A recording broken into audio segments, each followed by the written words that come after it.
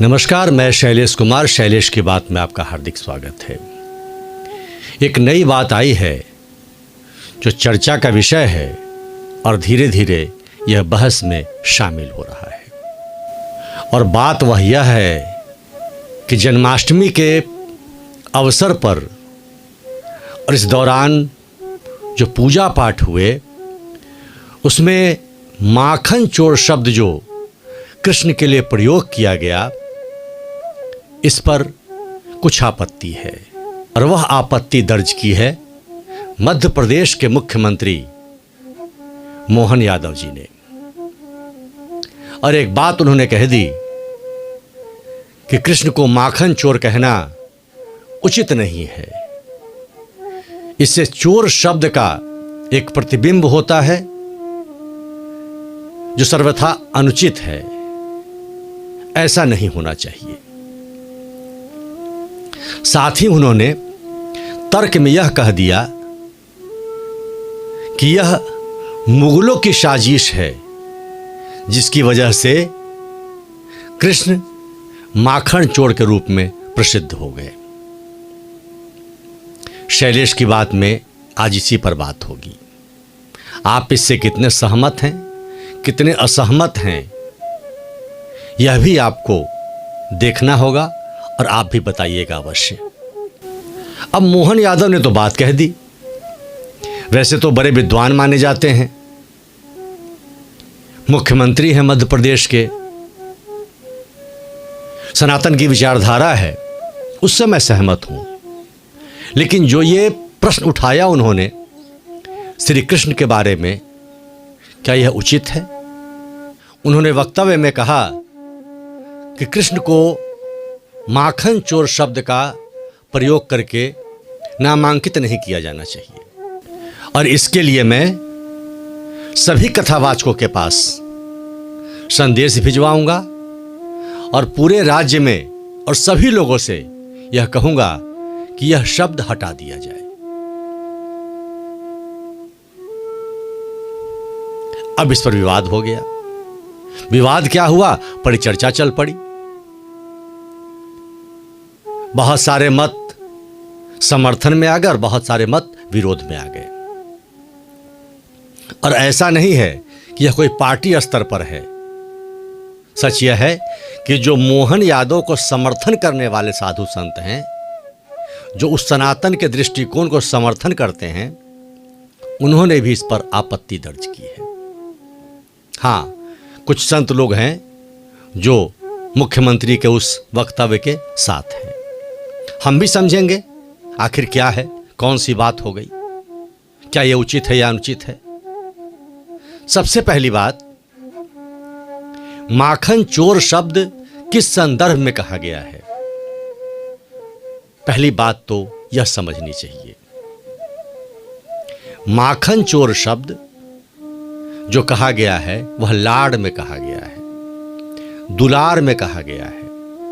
इसलिए दुलार में कहा जाना, लाड़ में कहा जाना, जो शब्दावली निकल कर आती है वह अपना अलग अर्थ देती है। जैसे बागेश्वर धाम सरकार हमेशा कहते हैं, मेरे पागलों, बिहार आए तो बोला उन्होंने मेरे बिहार के पागलों। तो क्या सभी बिहार के लोग पागल हो गए? नहीं। तो कृष्ण को जो माखन चोर की शब्दावली कही जाती है वह दुलार से कही जाती है। तो यह तथ्य रखना हमारे समझ से उचित नहीं है कि माखन चोर शब्द हटा दिया जाए। बचपन में उन्होंने बहुत सारी लीलाएं की। उन लीलाओं में माखन चोर भी एक लीला थी। और यशोदा खुद उन्हें डांटती भी थी, ओखल में बांध भी दिया था और दुलार से कहती थी। और सभी गोपियां शिकायत करने तो आती थी, लेकिन फिर बाद में वो चाहती थी कि श्री कृष्ण, कान्हा हमारे घर में माखन चुराने अवश्य आए। तो जहां तक मैं समझता हूं कि यह माखन चोर जो शब्द है वह लाड़ का शब्द है, दुलार का शब्द है, प्यार का शब्द है। यह कोई ऐसी बात नहीं है जिससे श्री कृष्ण को चोर साबित किया जाए।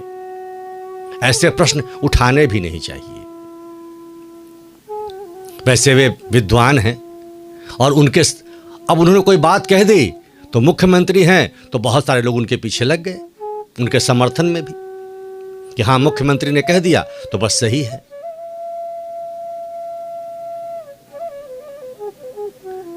दूसरी बात, यह तर्क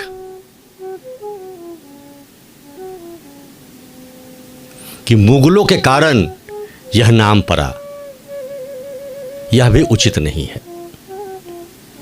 मुगल कालीन वर्षों से पहले, शासनकाल से पहले, बहुत वर्षों पहले वेद और पुराण लिखे गए, जिसमें श्री कृष्ण के सहस्त्र नामों की चर्चा है। 1008 नाम हैं। उसमें एक नाम का अर्थ माखन चोर भी है। वह कहां से हटेगा?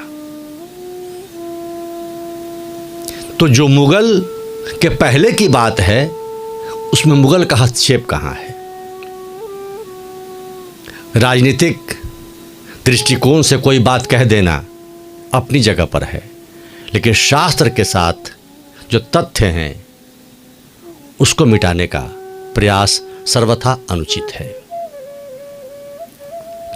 तो पहली बात तो यह, फिर से हम समझें कि वो जो शब्दावली कही गई है वह लाड़ और दुलार में कही गई है। कुछ लोग बहस में कह रहे थे कि कृष्ण को माखन चोर, लड्डू गोपाल ऐसा ऐसा कहते हैं, योगेश्वर कृष्ण क्यों नहीं कहते हैं? कहते हैं ना, योगेश्वर कृष्ण भी कहते हैं, सुदर्शन चक्रधारी कृष्ण भी कहते हैं, चितचोर भी कहते हैं। अब चितचोर का मतलब क्या है? चोर शब्द तो उसमें भी है, लेकिन जो जिया को चुरा ले, जो हृदय को चुरा ले, यह दुलार का शब्द है, यह श्रृंगार का शब्द है। इसके साथ छेड़छाड़ नहीं की जानी चाहिए। ये छेड़छाड़ सनातन संस्कृति के साथ ही कुठाराघात होगा। राम मर्यादा पुरुषोत्तम है, बहुत मर्यादित है। क्या मिथिला की नारियां राम को गाली नहीं देती? वो श्रृंगार की गाली है, क्योंकि ससुराल है उनका। तो हमारी परंपराएं रही है। सनातन बहुत विस्तृत और विकसित रहा है, उसकी सोच बहुत उन्नत रही है। मुस्कुराकर भगवान राम भी उस गाली को सहज स्वीकार करते हैं, क्योंकि श्रृंगार की गाली है। लोगवा देत का है गाड़ी, बता द बबुआ, एक भाई गोड़ का है, एक का है गाड़ी। जो श्रृंगार की गाली है, भगवान मुस्कुराते भी हैं। उसी प्रकार से जब कृष्ण आए तो बाल लीलाओं में माखन चोर शब्द के घटनाक्रम पाए जाते हैं। उन घटनाक्रम के आधार पर एक नाम माखन चोर भी है, चितचोर भी है, मुरलीधर भी है, गोविंद भी है, वासुदेव भी है। और अगर यह आग्रह कर दिया गया या कह दिया गया कि शब्द को न कहा जाए, कहां कहां से हटाया जाएगा? सूरदास की पंक्तियों से, दिनकर की रचनाओं से, वेद से, पुराण से, कहां कहां से हटाएंगे? और एक बात और, अगर यह शब्द हट जाएगा और अगर इन लीलाओं की चर्चा नहीं होगी तो बाल लीला ही समाप्त हो जाएगी। सिर्फ योगेश्वर कृष्ण जिन्होंने गीता का संदेश दिया, लेकिन कहा है उन्होंने कि मैं ही सब कुछ हूं, सबको माना है अपना कि मैं ही वो हूं।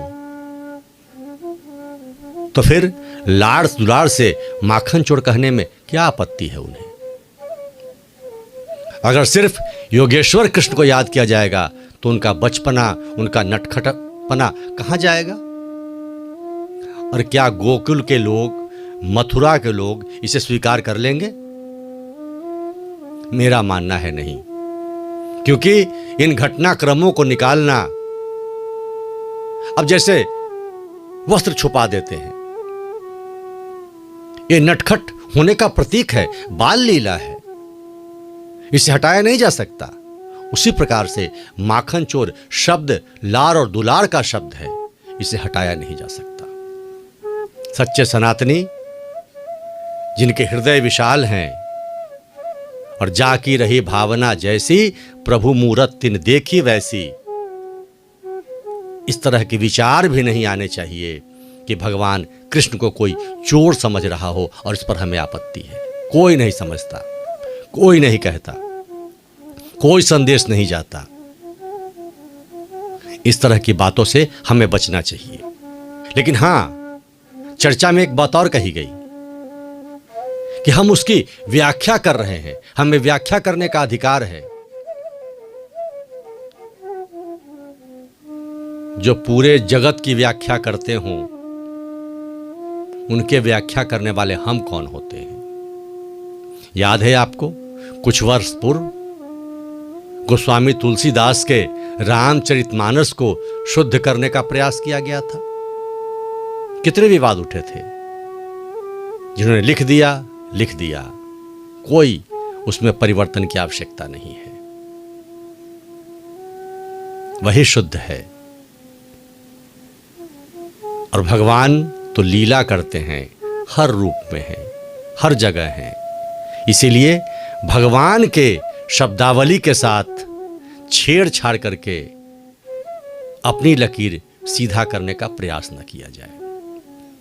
शैलेश की बात को अभी तक सब्सक्राइब नहीं किया है तो सब्सक्राइब करें, लाइक करें और शेयर भी करें। आज इतना ही। जय जय श्री राम, जय जय श्री कृष्ण।